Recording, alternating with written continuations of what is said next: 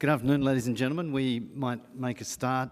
My name's David Roy from St Vincent's Hospital in Sydney, and we're here for the afternoon TAVI session at Tokyo Valves. And this session is going to be looking at standardised implant technique with a self-expanding valve.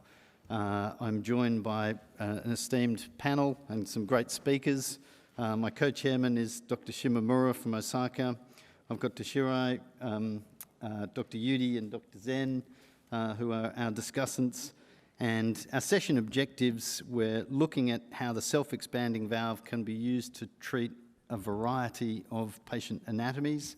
We're also looking at features of the self-expanding valve that make it unique for lifetime management considerations, including commissural alignment and then future coronary access.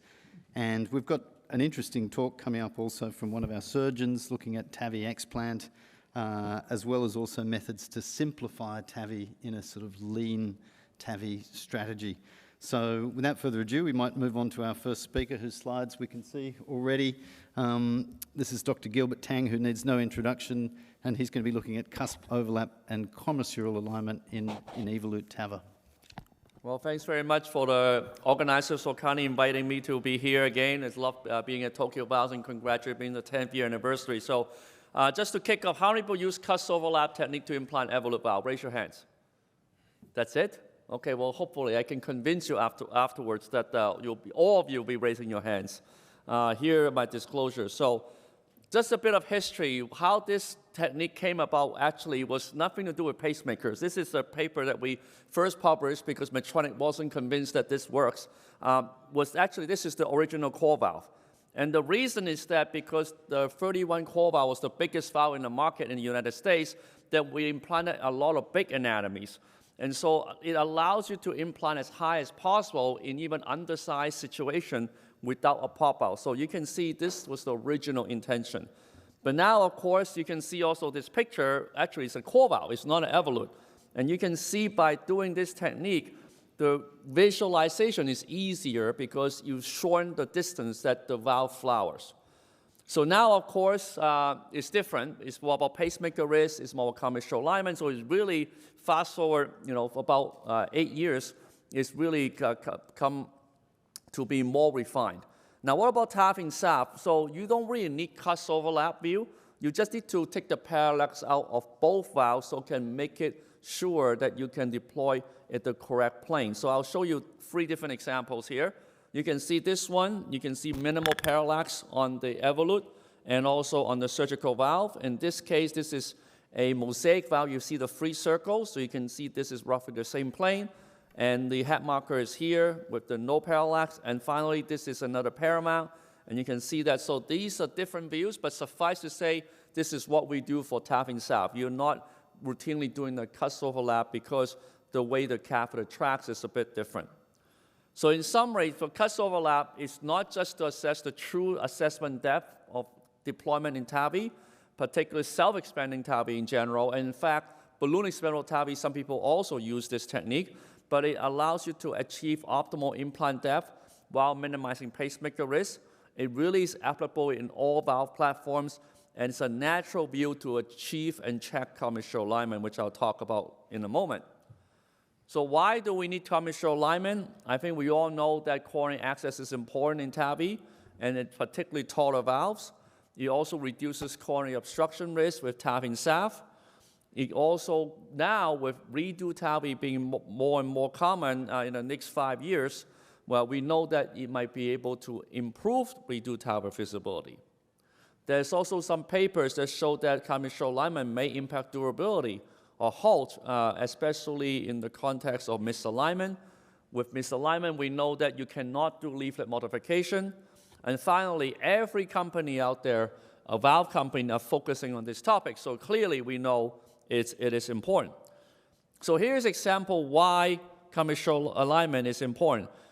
The TAVI valve you see here have a big triangle commissural post. That's a real physical barrier, especially if you see here, looking at facing a coronary, it would make coronary access potentially more difficult.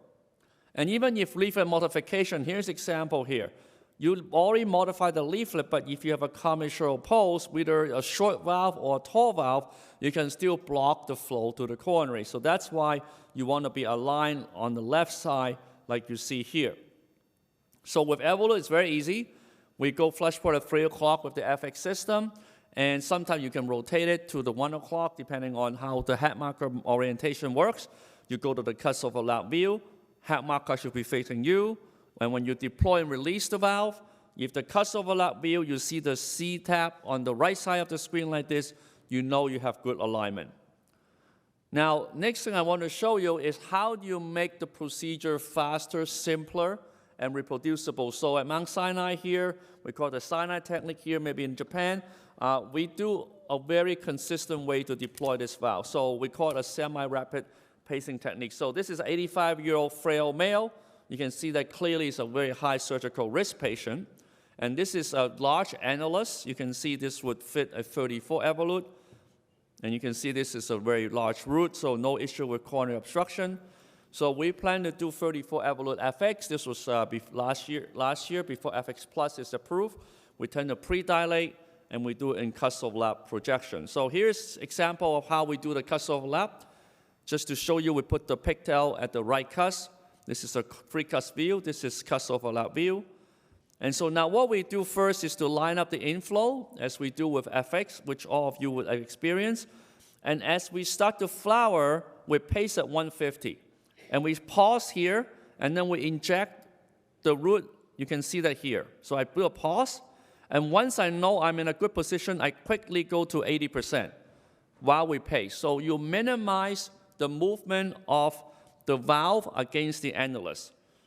And so, of course, you don't want to be high, so you want to aim to the 2 of the 3 dots at or below the annulus. So this is a very fast turning the catheter to 80%. And once you do that, you can see, I'll show you this view again. Very quick, all the way to 80%. This is a 34, so it's a little bit harder to get to 80% quickly, but that's what we do. And then once you get to 80%, you tell the person to go down the pacer to 100. We don't want to stop the pacer because sometimes with the PVC, you can pop out, so you have to recapture. So you don't do that. You tell the person just go down to 150 to 100. We give them 2 numbers. So again, sometimes you have new people on your team who are not experienced. You don't want to confuse them. So now we check the depth to make sure you don't miss the left or you don't miss the non. And if you're happy, you can then pace. We again pace it back at 150, and we release the valve in a standard technique. Okay? So here's what it looks like at the end. You can see optimal depth, good commissural alignment, and in fact, you can actually go back to the pre-CT to assess that as well. So this patient essentially was go home on day 4 on an event monitor with a new bundle branch block. So the other technique that I want to share with you is the push technique that we developed to avoid recapture. I showed that last year at Tokyo Valves. I believe this is a 79-year-old female, again, considered high surgical risk. And you can see this patient very well suited for a 26 FX valve. So this patient has certain issues. So number 1 is paradoxical low flow, low gradient AS.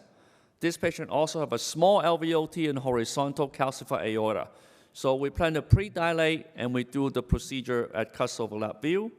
So again, you can see patient has a calcified aorta, free cusp view, cusp overlap view. We pre-dilate, and again, you see, we start to unwind the catheter quickly and pace at 150, and you inject to confirm that the valve, that the catheter is stable, the valve is stable, and you can quickly go to 80%. Now, we go to LAO view to see, and you can see this looks a bit high. Okay, how many people here will recapture? Anyone? No one will recapture, really? Wow, I'm impressed. So we were concerned about, there's a risk of popping out and release. So we do what we call the Sinai push. So you can see here, it's almost 0 on the LAO view. But with the push to the outer curve, you see the difference. We gain 2 millimeters here.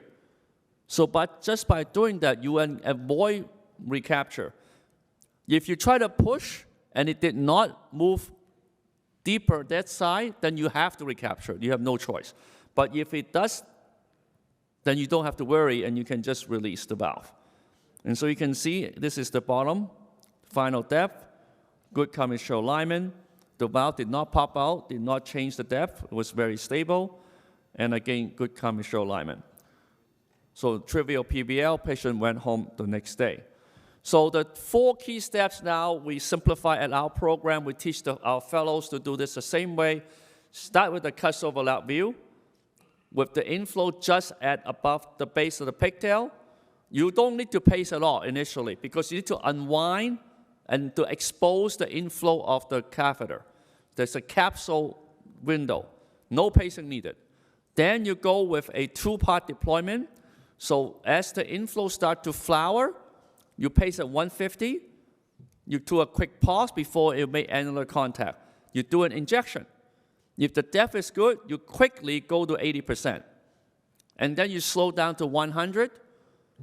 Let the patient take a breath and then relax. You go to LAO view.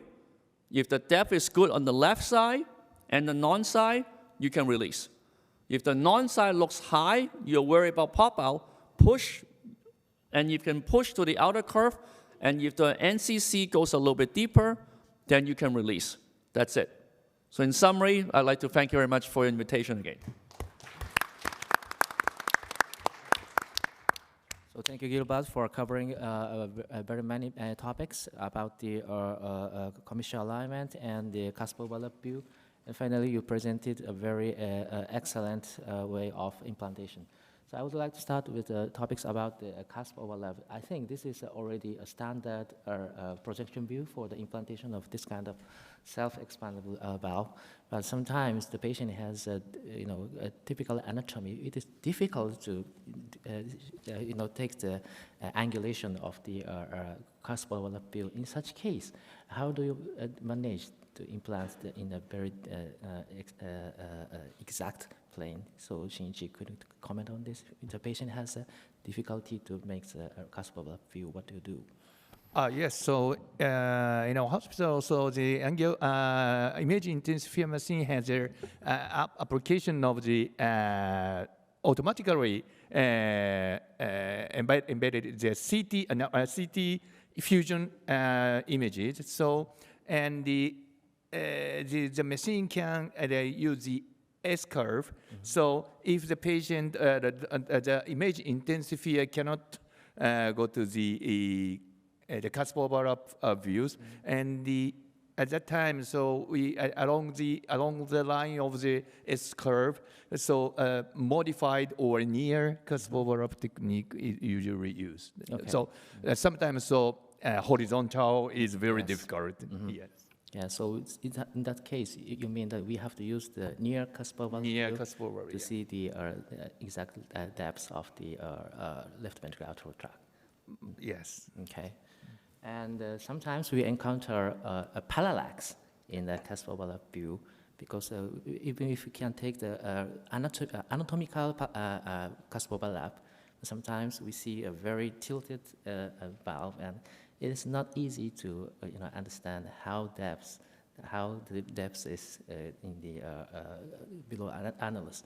In such case, how do you judge the precise depths in the parallax situation, Matthias? Yeah, no, great question. I guess the important thing is that you've got your pre-designed cusp overlap from your CT beforehand, or near cusp if it's quite extreme. And then you're kind of trusting that to deploy your valve to 80%, like Gilbert clearly showed. And then, so obviously you're going to have the 2 cusp overlap, and then there could be some parallax from the valve, which may be slightly changed. So we tend to take a shot if it's completely out at the true cusp overlap, and then we take the parallax out and just try to get to the bottom of where the valve is going to end up landing. So you get both of those measures in good sight. Then you go to the left, to the LAO view, and then you get a third positioning of the valve. But sometimes, because of the cantering of the valve, it may not be in the same axis. So that's why there's a bit of a difference. Okay, thank you very much. And Gilbert, what about when you are going to treat the, let's say type 0 bicuspid valve? In such case, do you have used the this kind of cusp overlap, or you deploy in the LAO view? Yeah, no, type 0 is very difficult, so there are only 2 cusps. So we try to spray open the 2 cusps as much as possible. This is regardless of any type of TAVI device you use. So you basically spray it open and use the 2 dot anchor points to your deployment. So on CT, you can see that. On the Fremantle, you can basically go to the S-curve to identify which view, give you 2 cusps that are open. Okay, so, but there are 2 types, so, anterior and posterior commissural, and sometimes it's a lateral. So do you change the view in the...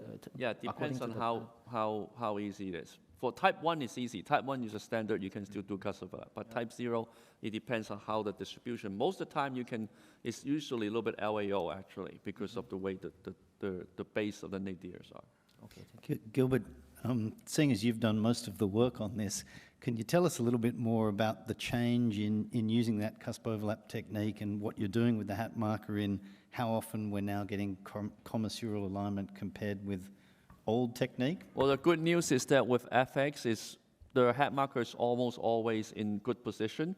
The only time we've seen it is very tortuous anatomy. You do have to check in the descending aorta, because you cannot rotate the catheter once you're at the annulus or in the ascending. You have to do it in the descending, in the straight portion, just for the audience who not familiar with this. And you should be able to see the hat marker in the outer curve. That's when you sometimes can adjust. If it's inner curve, then you now with one spine on the FX system, it's very easy to rotate back in the normal position. So, yeah. Yeah, great. Okay. Can I just make a quick comment about the case you presented? You were two questions / comments. Remember you mentioned about talking about the cyanide technique. We do the same thing when we think we're high on the non to do the gentle push.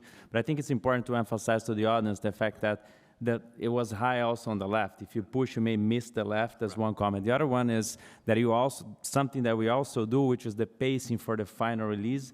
Therefore, but you want to pull the wire to centralize the nose cone. Therefore, I assume you do not use the wire to pace. Can you comment on that? Yeah, no, 2 great points. So number 1, the push technique for us is only for the non-cusp, not the left cusp. If you miss the left, you have to recapture. There's no exception to Guy's point, because the principle using the push is that you're pivoting against the left, right? That's how you leverage. But if you miss the left, you're high, you cannot do that because that will not work.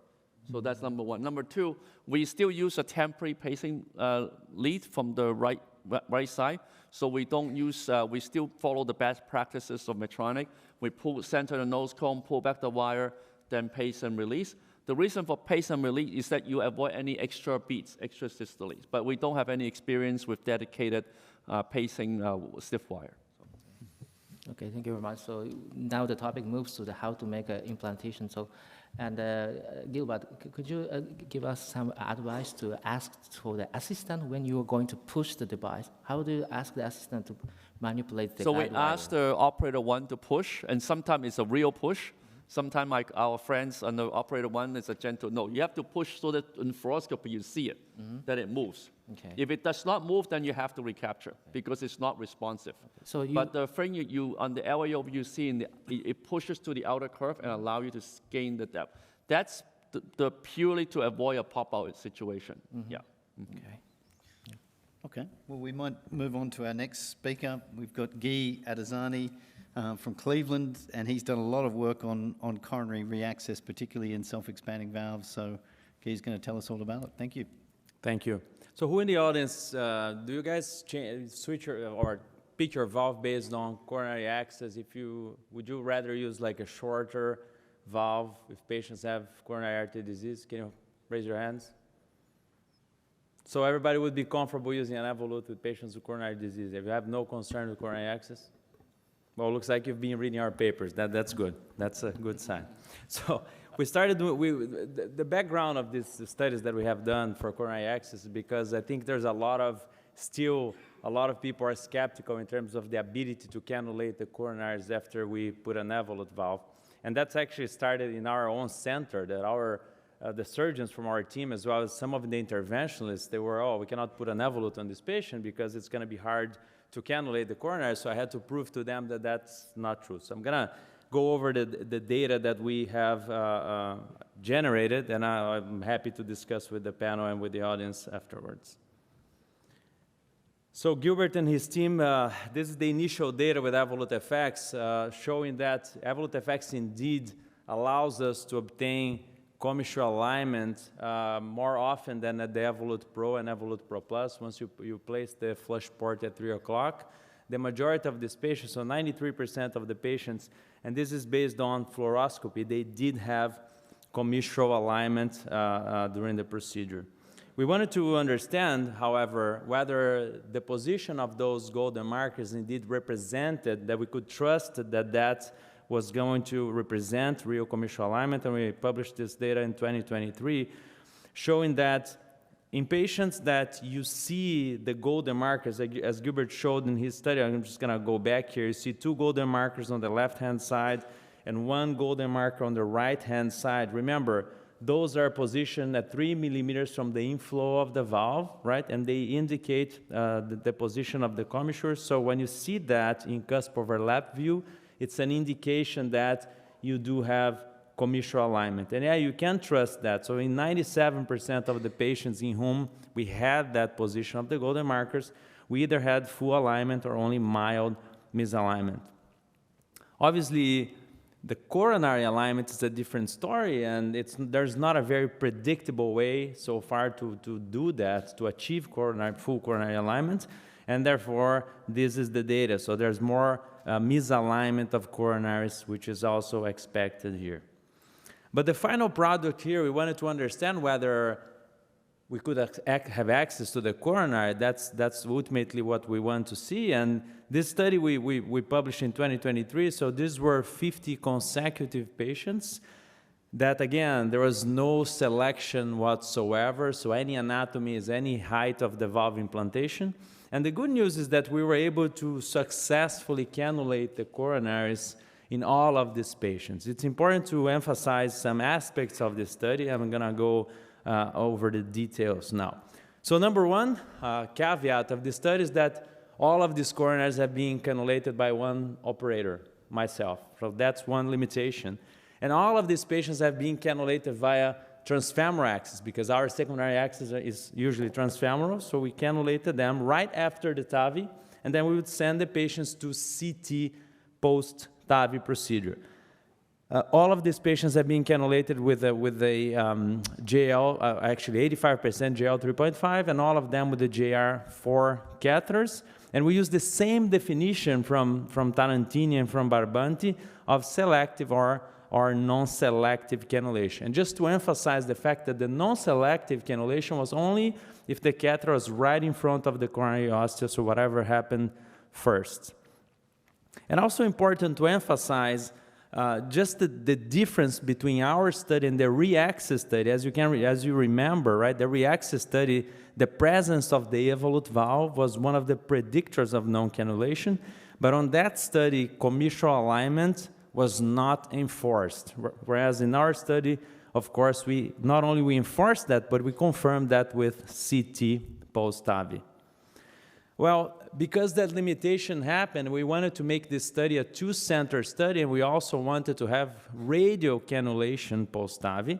We joined forces with Yohei Ono from Tokai University here in Japan, and Yohei actually presented this study as a late breaker in London Valves last year. And basically, we cannulated coronaries, same fashion, same style. So after the procedure, immediately after, cannulation of both coronaries, and then patient would go to CT. And the good news is that all of the left coronaries have been successfully cannulated, and 98% of the right coronary. So Japan and US together, radial and femoral, it was faster to cannulate the right coronary via the transfemoral access, but there was no difference, no statistical difference. Then when we look at the time for cannulation and commissural alignment, you can see that patients who did have commissural alignment, we were able to cannulate the left coronary faster. And there was no difference or a statistical difference when we cannulated the right coronary. Whereas coronary alignment, it took longer for both coronaries to be cannulated when coronary alignment was not obtained. So this is, I'm not going to promote Evolut FX Plus because it's not available in Japan, but this is just some data that from our center also showing that with this device that should come at some point with larger windows, we can actually cannulate the coronaries quicker, so it's faster. Intuitively, we would think so, but we proved that it's faster to cannulate the coronaries with this device with larger windows, which is going to be upcoming here. And I want to show here the importance, right? When we have the coronaries, or I should say commissural alignment, and we have the window in front of the coronary osteoid, it's easier. You can see this is a 3D simulation. You can see the larger window in front of the coronary most of the times. And even if you're not in front, which can happen, it's easier to manipulate the catheter due to the larger window. I'm not going to spend too much time on this. This is my final slide. I wanted to show you that, as I mentioned, right, even if you're not in front of the larger window, because of the easier manipulation of the catheter, it's very easy to get there, even if the big diamond is not in front of the window. And just as a final slide, it's very easy to cannulate the coronaries. So commissural alignment allows you to cannulate coronaries very easy with the Evolut valve. And and the technique is very, very easy, right? Just advance your O35 wire and rotate your JR catheter, and try to use JR and JL. Even for radial, it works extremely well. And then for the left, same fashion, advance all the way to the very bottom of the cusp of the Evolut valve. And once you pull the wire, the JL catheter really goes in very, very easily. So commissural alignment is very reproducible, as Gilbert showed, and we've confirmed with CT post-TAVI. It's very reproducible once you place the flush port at 3 o'clock with Evolut FX. And the cannulate TAVR and the extended showed excellent rates of successful cannulation. Again, these were consecutive patients, so we didn't select patients with better anatomy. So that's very reassuring for us. Commissural alignment and coronary alignment, they impact the time for cannulation. It did not prevent us from cannulating the coronary, but it did impact the time that we cannulated the coronaries. And while the coronary osteotomy may not be always in front of the larger diamond for Evolut FX Plus, it is going to be easier for us to manipulate the catheter, and therefore even more so the easier the coronary cannulation is definitely there with that device. Thank you for your attention.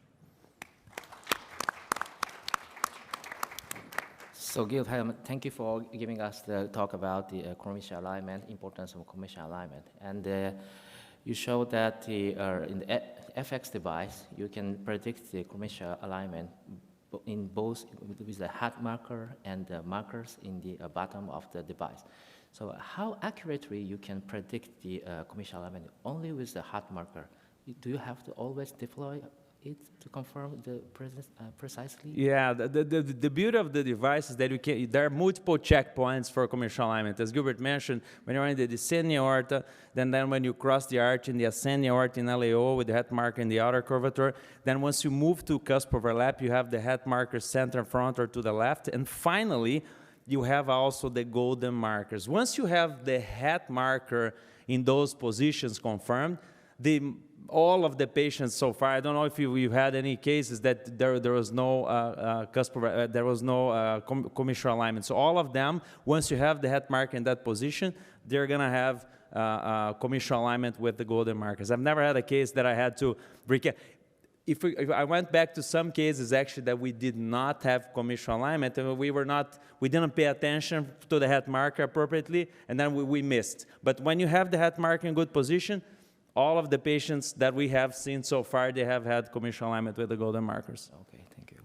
And definitely we have maybe two different patients. The patient who definitely need this kind of commissural alignment for the coronary cannulation. On the other hand, maybe if the patient has a big root, maybe you can cannulate from the outside of the device. So I would like to ask Japanese doctors, because Japanese patients usually have a small aortic root. So how do you consider significantly about the commissural alignment? in the Japanese patient. Dr. Zen, do you have any comments?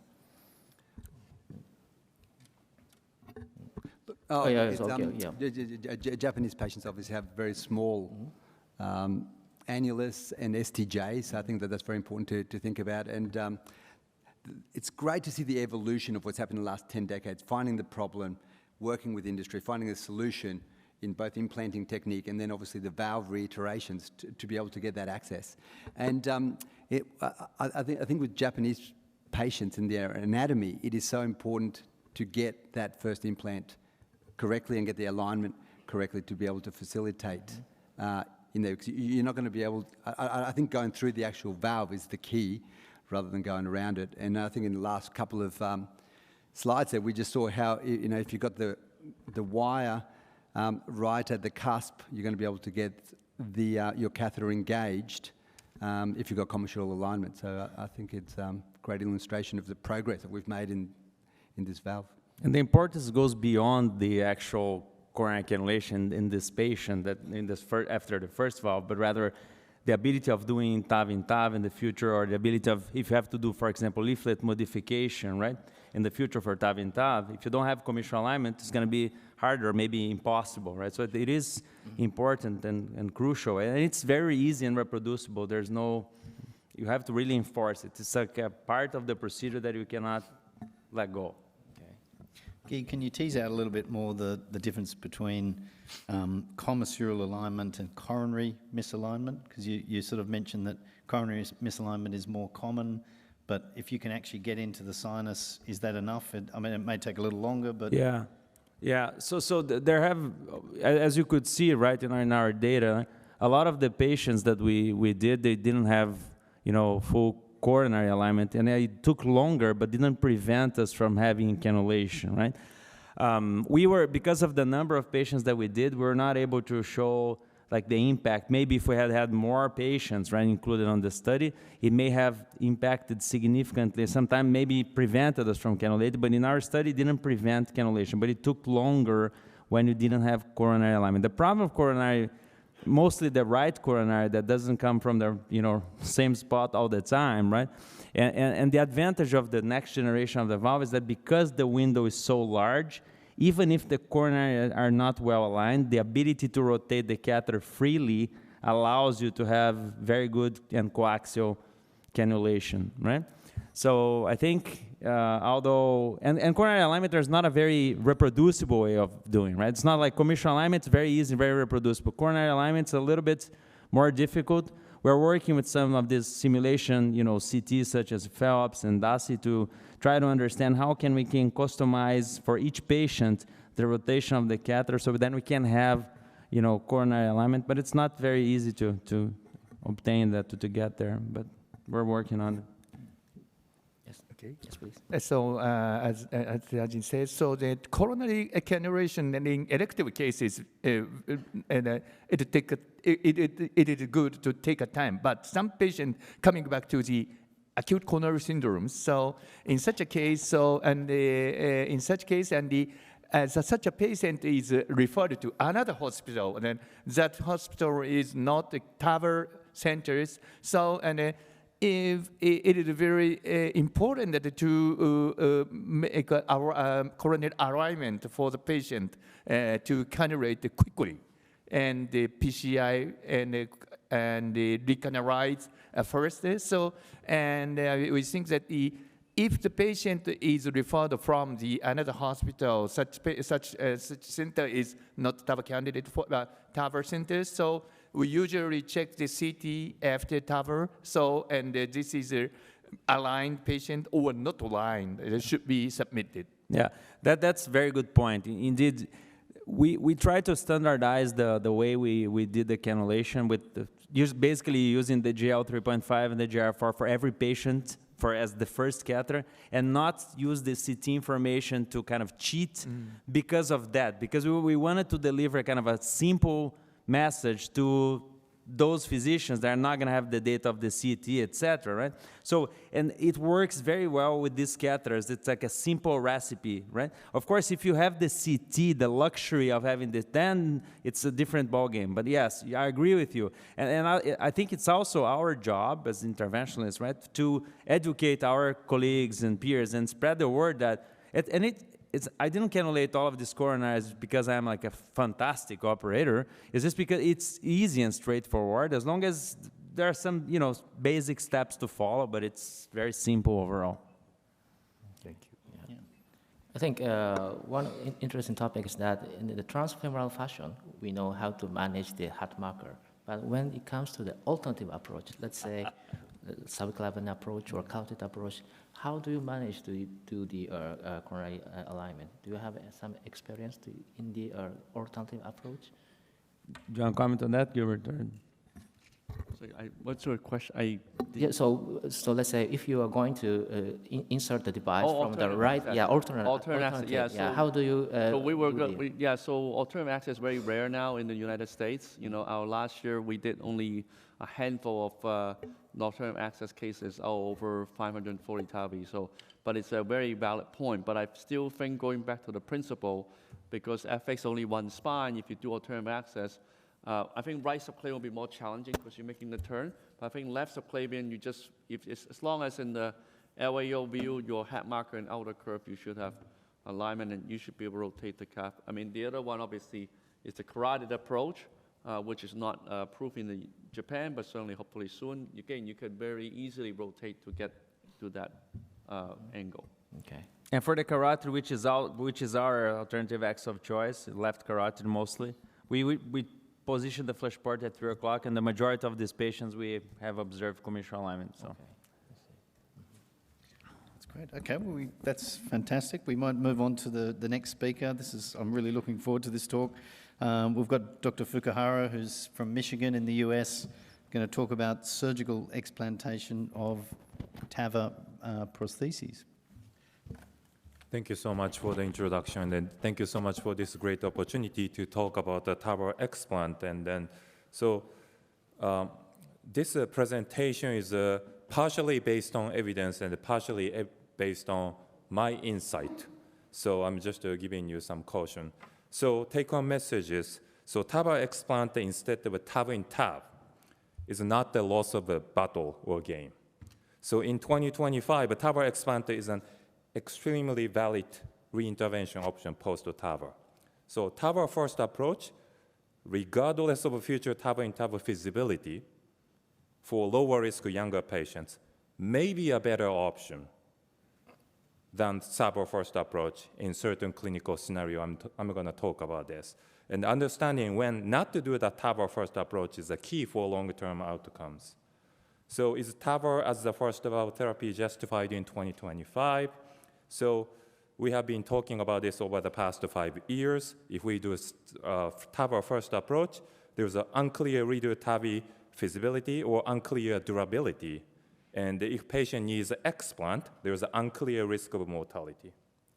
So TAVR first approach for healthy 65-year-old has been controversial. So, but why it's controversial, I just mentioned the unclear feasibility of TAV in TAV, uncertain durability of TAV in TAV, TAVR explant being the fastest growing procedure in the US. So this means many patients actually ended up not having TAV in TAV. This may be a proof of that. And then also, TAVR explant is known to be associated with unfavorable clinical outcomes. So, many people say, why are we performing more invasive procedures, which is a TAVR explant, when patients are older? But is it true? So this question used to be very difficult to be answered because one, there was limited individual physician institution experience for TAVR explant, and two, only available data for TAVR explant were registry based in the past.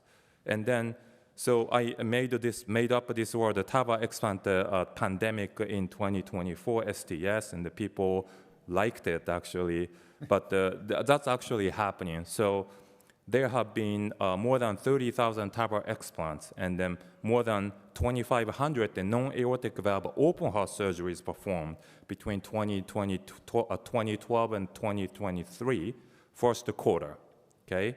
Mortality was above 15%, stroke was about 5%, and about 30% of patients needed some type of aortic procedure. So let's go back to the guideline. So in US, if patients are 65 to 80-year-old, it's a SAVR or TAVR shared decision. And if younger than 65-year-old, the SAVR is recommended. So let's see what's happening right now. So this is one of the latest papers just came out from JTCVS. It's a surgical journal. So in California, New York, and New Jersey, 2021, more than 50% of the patients who are younger than 65-year-old received a TAVR. So we just entered the more than 50% TAVR era for patients who are younger than 65-year-old. And there's a concerning finding. The hazard ratio was above 2 for 8-year mortality. So it seems to be that the patients who received a TAVR may not be doing well. But this is very controversial because this is not the true apple and apple, orange and orange comparison. There's a lot of controversy for this type of admin data analysis. So let's take a look at the real world TAVI in TAVI experience too. Probably many of you in this audience have read this paper already. This came out the Lancet last year, STS-TBT registry, balloon expandable redo TAVR, 1320 cases. So, but let's go back to the TAVR expand data case number in STS. So if there are 1320 redo TAVR cases are performed, during the same time period, almost 3,000 TAVR expands are performed. So this means the TAVR explant may be already more common form of a post-TAVR reintervention, particularly after 2019, which is a year of low-risk approval. So how about the TAVR first approach? So we see this every day. Surgeon, you're only 55-year-old, but let's use a tissue valve because we have a valve-in-valve TAVR option. And the patient is excited. That sounds great. This is a dream therapy. I don't want any anticoagulation. I only want a tissue valve. But this is what's happening. The valve-in-valve TAVR, so TAVR in SAVR, probably failing a lot more frequently than we thought. And then the data is coming out, and then obviously compared with the redo SAVR patients, valve-in-valve TAVR patients are not doing well. This is a 5-year, even after propensity matching. This is driven by exceedingly higher valve intervention rate at 5 years, as you can see. Same tendency was seen at our own data. If we compare native TAVR with a valve-in-valve TAVR, valve-in-valve TAVR patients, had a 6 times higher rate of reintervention, and then most reinterventions were TAVR explant. So valve-in-valve TAVR within surgical prosthesis is not performing well long term, which is often because of the surgical valve. Small valve size, small root, stentless prosthesis usage, prosthesis too close to the coronary ostia. So is the SAVR as the first valve therapy justified? This also has a controversy, as I showed. Unclear TAVR feasibility, and then probable poor durability after TAVR procedure. So SAVR first approach may not be as good. Surgeons need to do a better job. Effective root enlargement during SAVR, selecting right surgical prosthesis, and then effective root replacement instead of squeezing small size prosthesis. So I have a proposal, and then I'm starting to feel more and more, this may be the way to go. This is very controversial, and if I talk about this at the surgical meeting, I may be punched by someone, but this is probably something really good. TAVR first approach for young, low-risk patients There are criteria: native aortic valve disease, no concomitant cardiac pathologies, low risk of a post-TAVR pacemaker, predictable excellent TAVR outcomes, lack of site expertise for surgical aortic valve replacement, and then select the right TAVR valve with the durability and the performance, which is Evolut FX Plus. We just been talking about this. And then prompt the referral to TAVR explant reference centers when the TAVR fails. So one example. So this is something we should avoid, the TAVR first approach. You can see, this is DASI simulation. I don't know if this is available in Japan, but we can obviously predict this type of a TAVR failure. Then we should avoid the TAVR first approach for this type of case.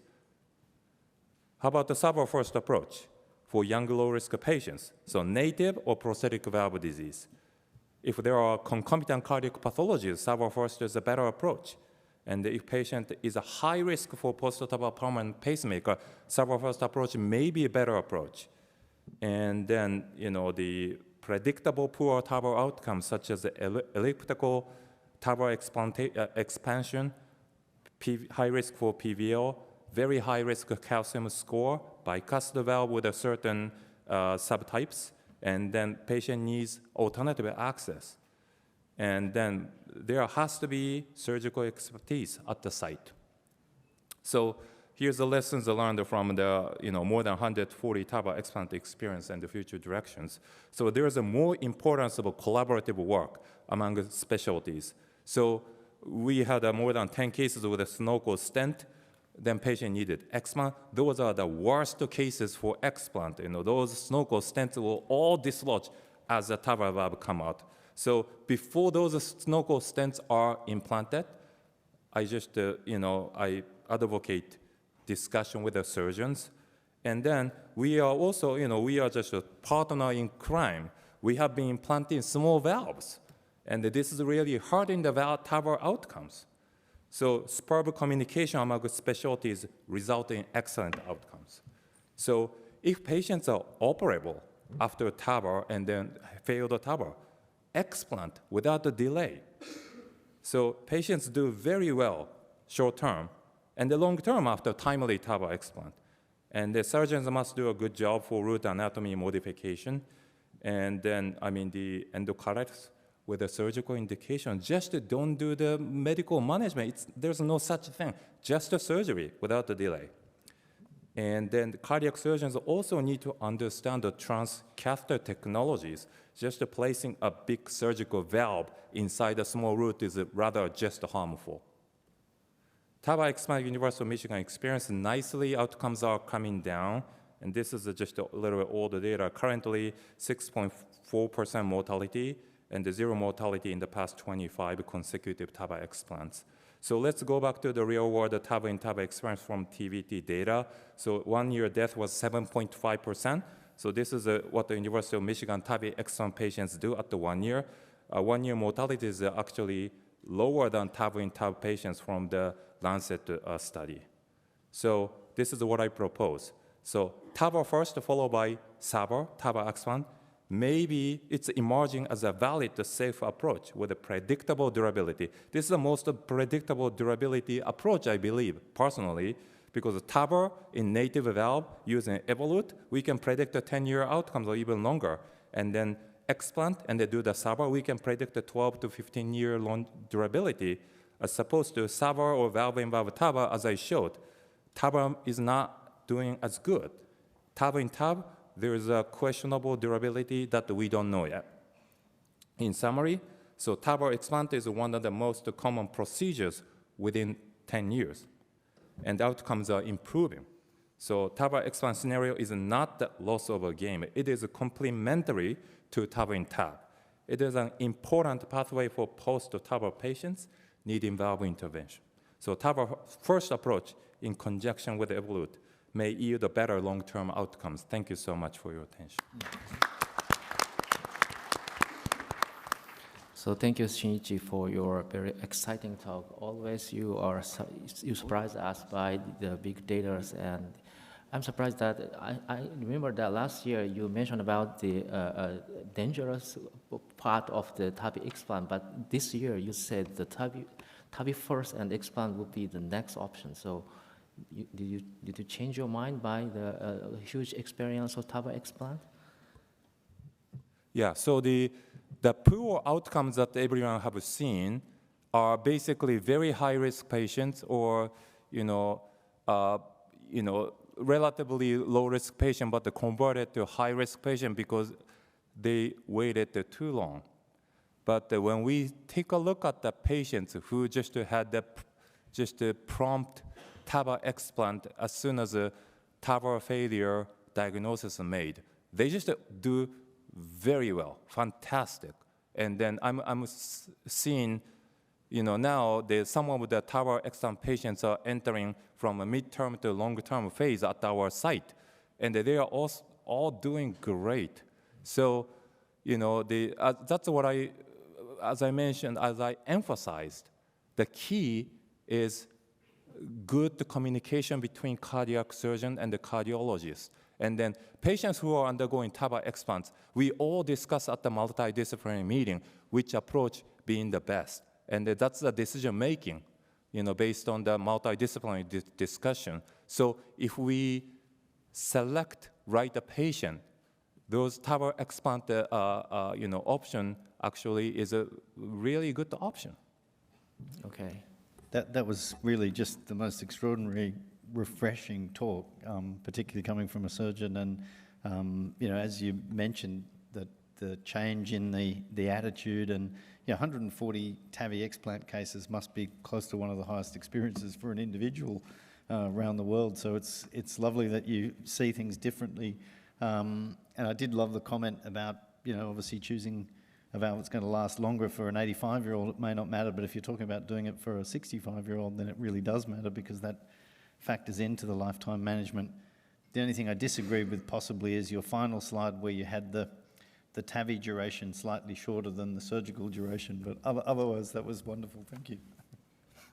And then I just want to comment one more thing. So when we discuss, between cardiology and the cardiac surgeon, and then cardiologists are the ones who ask explant, even though patient has TAVI and TAVI anatomy, because they know that we can safely do the procedure, and that they trust us, and we do a good job, and the patient, we can just, if we remove the TAVR valve, we can reset the time to 0, and then we can just put the surgical valve within clean field, which is, I think, a huge advantage for patient. So. Can I make a comment? I think that was a fabulous outlook at how we're going to manage these patients. But I think the key, and I think you were talking about this, is we're no longer talking about patients that are 65 or 70. I think the key is going to come down to your CT analysis, right? It doesn't matter if they're low risk, but it matters anatomically what they are. Are they going to get a great result with TAVI and last 10 plus years? Then that's fine, and then you've got options. But if they're not going to do that, then going to surgery is going to be very good. And that may, if they're 75, that could also be the case. And I think the important thing here is that we need to work as a team, but make sure that the anatomy is suitable for that approach that we're going to take. So for the therapy and for the patient, we get the best long-term outcomes. And you've highlighted that beautifully by, not being biased just from an age perspective.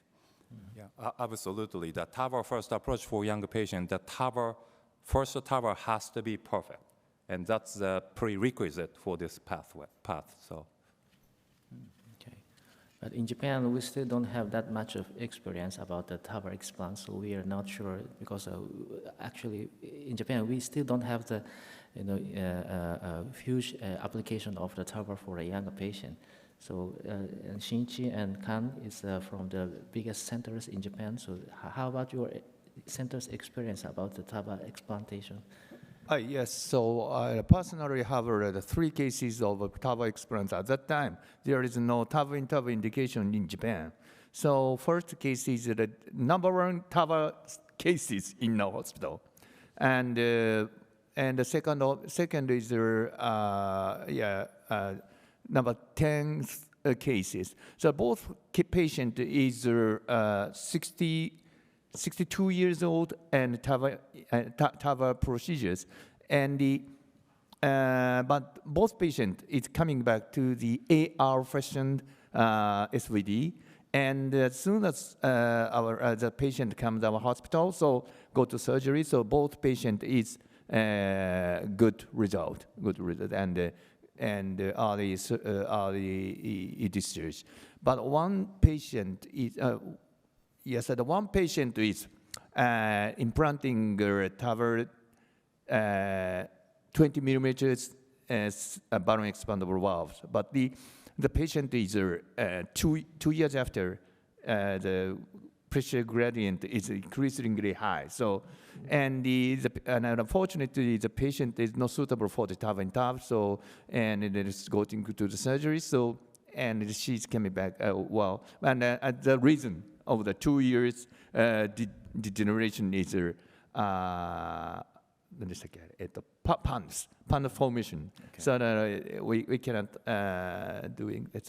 All of the 3 cases are very well after surgery. Maybe one of the reasons, as you said, that as soon as possible go consulting the surgeons. Yes. Okay. I personally, in our institution, we experienced 14 cases. And not all the indication is for structural valve deterioration, but half of them are endocarditis.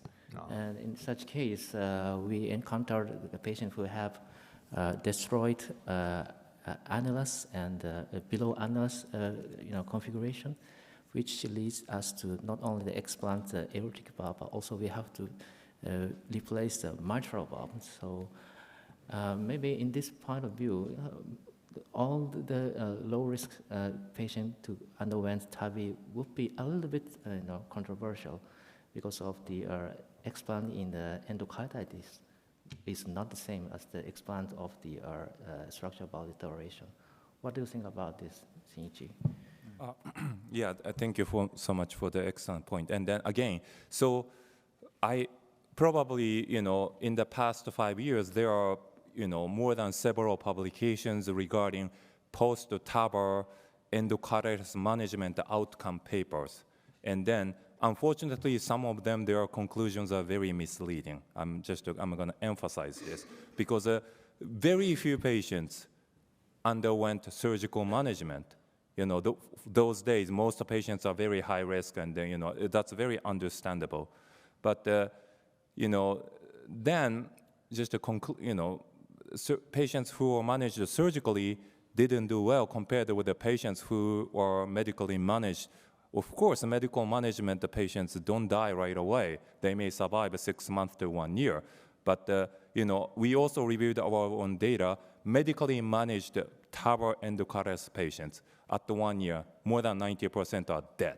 Mm. So, those are papers, although excellent papers, and then, very misleading, and as a result, if patients have a TAVR valve, people start somehow freaking out and then start managing medically, and the patients are also freaking out.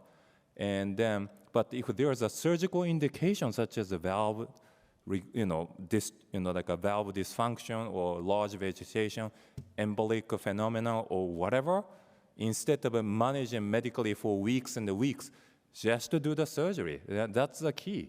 And then, if we waited too long, as you mentioned, aortomitral curtain involvement, and the patient needs a double valve replacement or commando procedure, and then some type of disaster may happen. So before those happen, I think the prompt surgical management is the key for endocarditis, regardless of a post-TAVR or post-TAVR. Great points.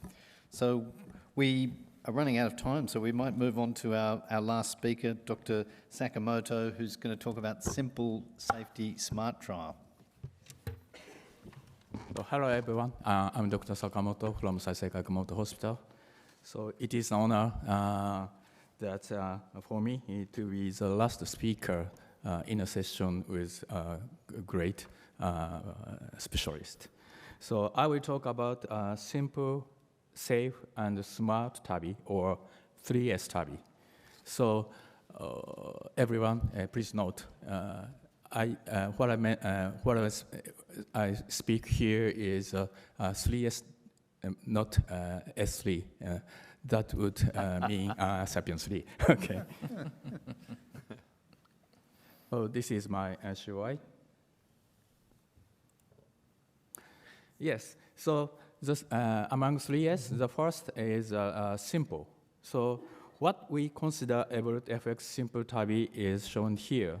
So for the first simple is to use every wire pacing instead of every pacing. So this is an overview of every pacing done in our institute.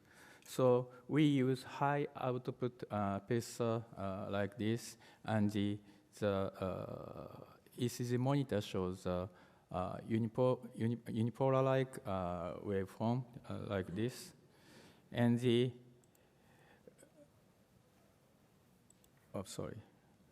so the wire used in the every wire pacing, the Safari or computer and the Landkist is all okay. But I like best the computer because the pacing threshold is lowest in computer pacing.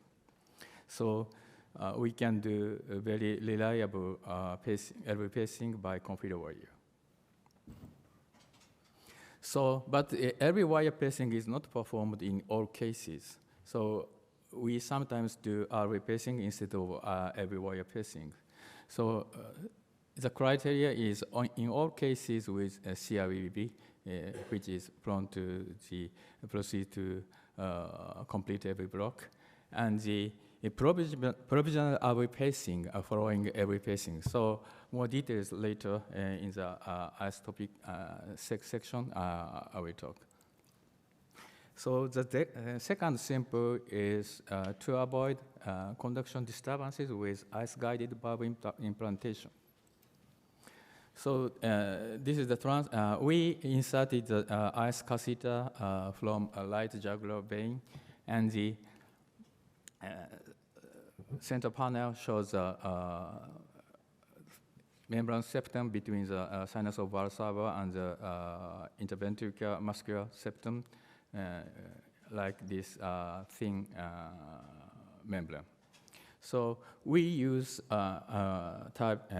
we implant the TAVI valve implant as deep as possible within the range of the membrane septum.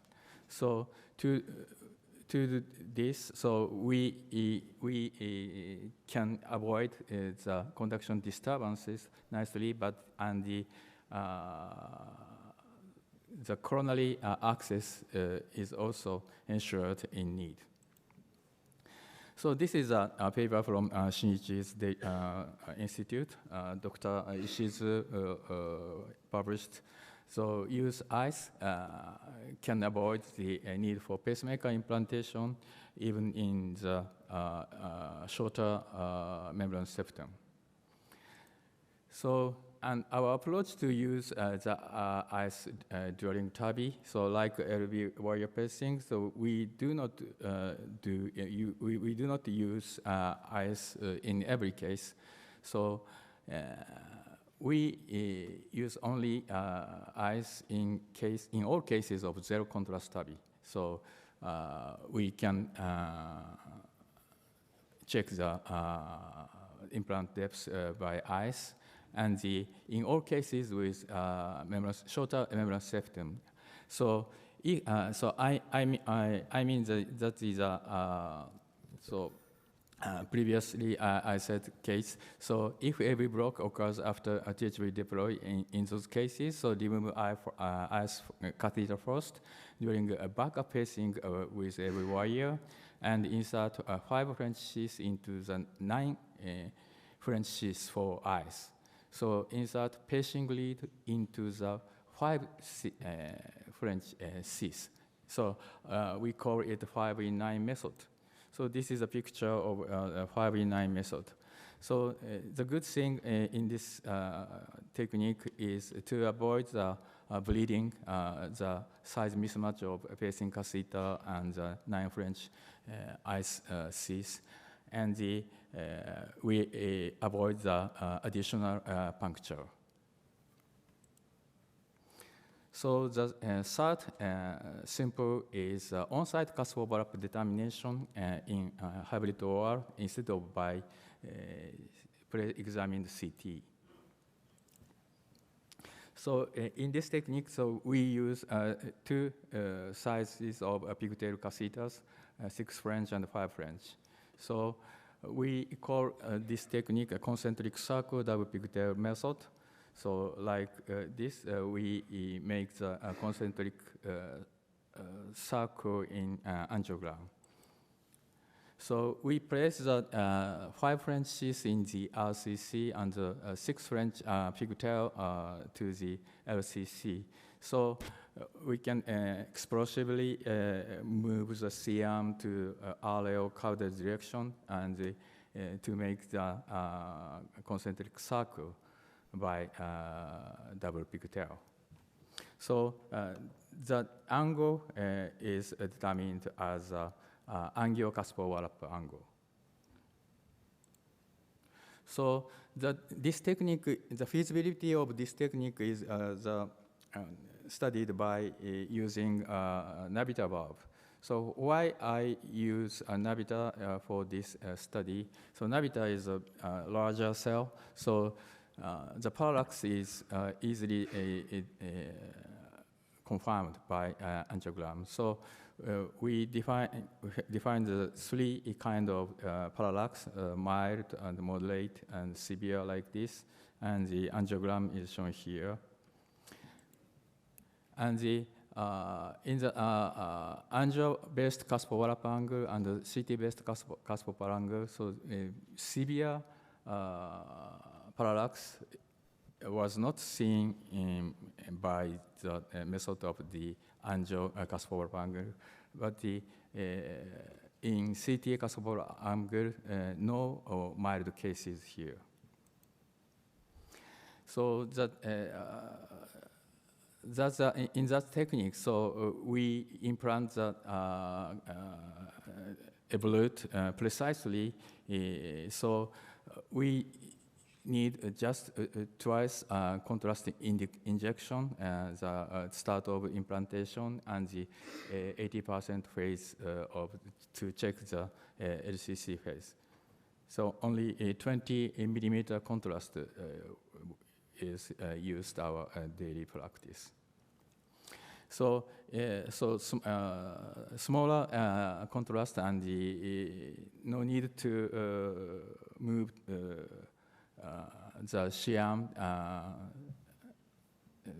many times. So we save the procedure time like this. So actually, so in Evolut FX implantation time is comparable that of the Sapien 3. So the last simple is skip dilation as much as possible. So like previous cases, so we do not skip every cases before implant the Evolut. We do dilation in case with very severe AS, and in case with ESRD for zero contrast TAVI, and in case with coronary occlusion risk, and in cases with bicuspid aortic valve. So, I mean, the bicuspid aortic valve, we cannot check the expandability of the valve without pre-dilatation. So in that criteria, so pre-BAV skip case is 2/3 of our daily practice. So most frequent reason is a very severe AS, the 2/3 cases. In this, so initial pre-dilatation skip method, so mean pressure gradient is also different, but the follow-up pressure gradient is the same between the non-BAV and the BAV cases. And the long-term mortality is comparable between two cases, two categories.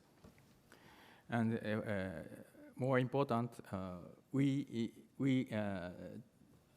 experience more stroke cases with predilatation as compared to the non-predilatation cases. So simple TAVI strategy with Evolut can ensure safe treatment and good prognosis with less contrast media volume and shorter procedure time and fewer stroke rate. So in all those techniques, so we can minimize the procedure time each case. So, this is our case. One day we can do 4 TAVI cases within the normal business hours. So I think the simple method is safe and is a shorter procedure time that we can do more TAVI in a day in single HOR. So finally, simple, safe, and the final S is smart. As you can see, as you know well, so SMART is a special study for special patients. I mean the smaller annulus, less than 430 square millimeters. But in those patients is our daily practice.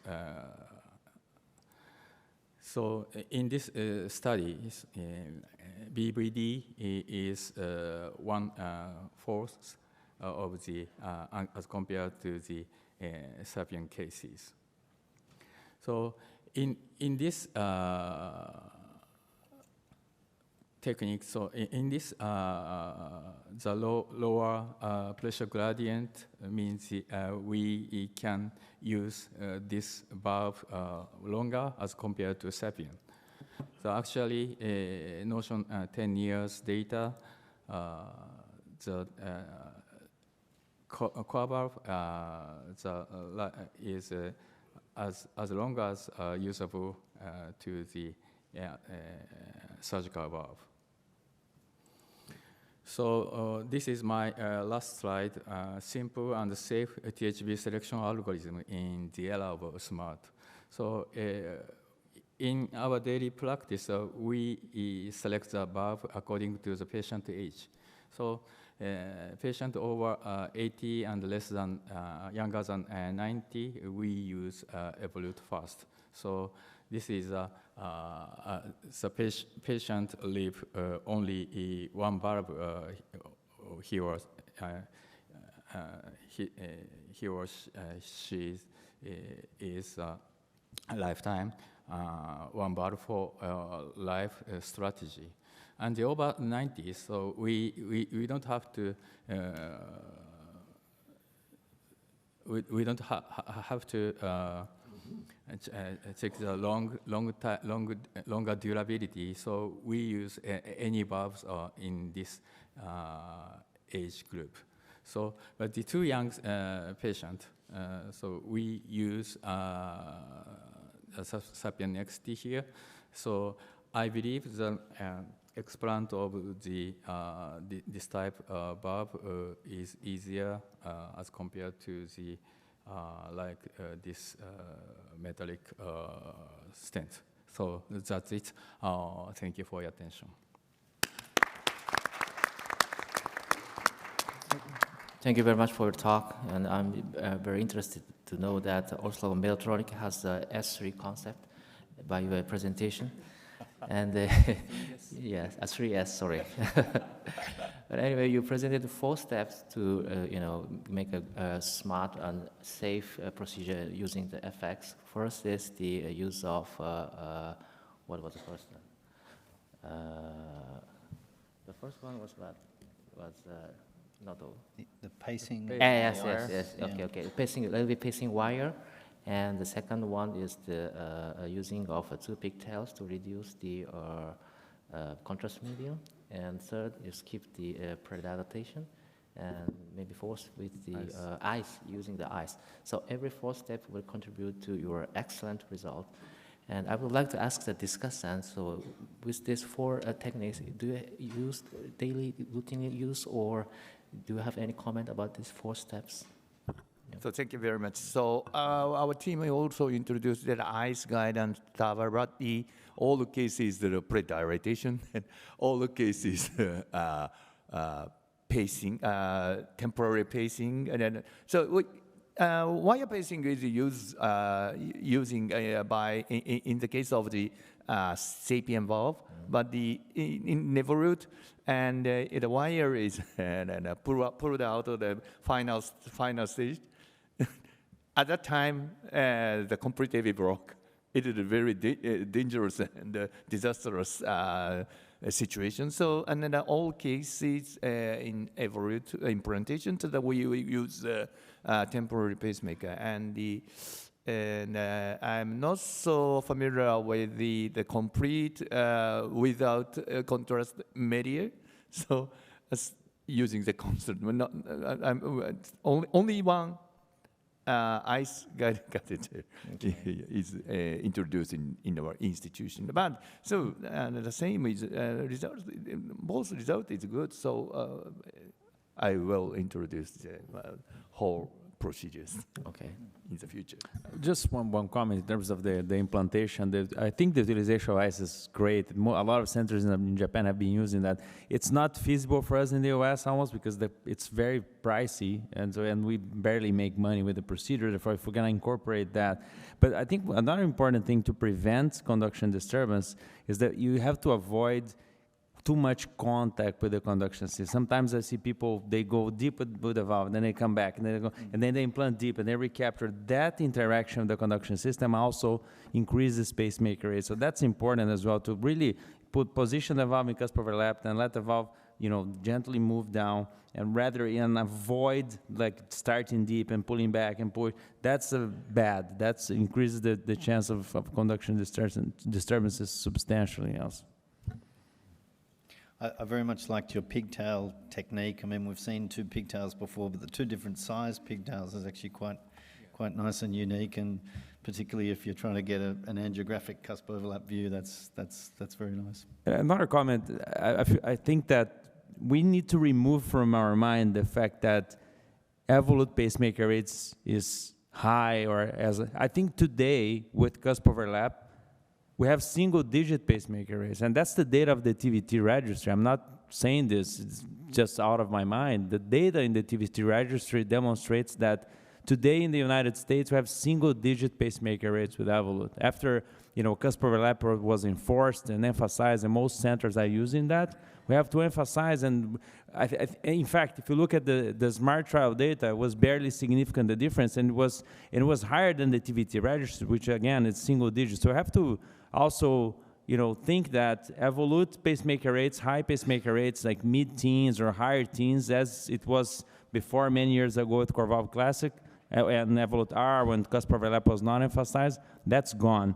We have to remove that from our minds. That's not what it is today, and I think this needs to be clear to the audience that that's not as high as it used to be and comparable to the other valves, or better than Navitor, for example.